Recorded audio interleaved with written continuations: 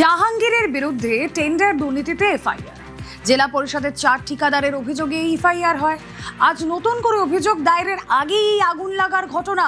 ঠিক কি অভিযোগ দায়ের হয়েছিল এবং এই আগুন লাগার ঘটনার ফলে কি অনেক তথ্য প্রমাণও নষ্ট হয়ে যেতে পারে? আনিসউদ্দিন রয়েছেন সঙ্গে। আনিসউদ্দিন, একেবারেই দেখো, এরকম বিস্ফোরক অভিযোগ করলেন ফলতার বিধায়ক দেবাংশু পান্ডা।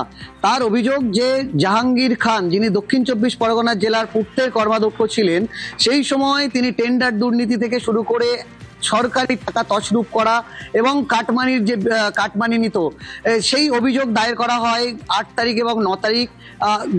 বেশ কয়েকজন কন্ট্রাক্টর তারা এই অভিযোগ দায়ের করেন যে, এবং সেই অভিযোগের ভিত্তিতে আজ প্রশাসনের পক্ষ থেকে এসটিএফ এই জেলা পরিষদ কার্যালয়ে যাওয়ার কথা ছিল।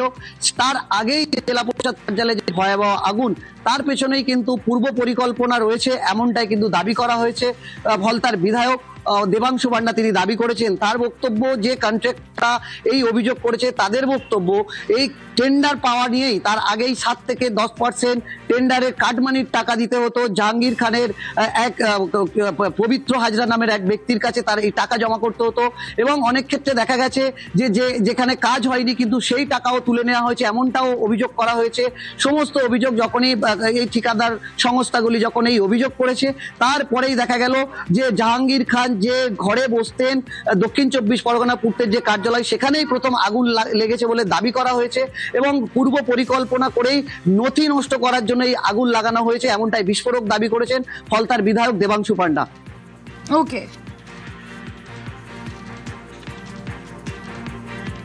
আলিপুরে কন্ট্রাক্টর যারা ছিল তারা 4 জন এফআইআর করেছে জাহাঙ্গীর খানের এগনেস্টে ফলতা থানাতে। কয়েকশো কোটি টাকার দুর্নীতি হয়েছে এবং সরকারি টাকা নয়ছয় হয়েছে।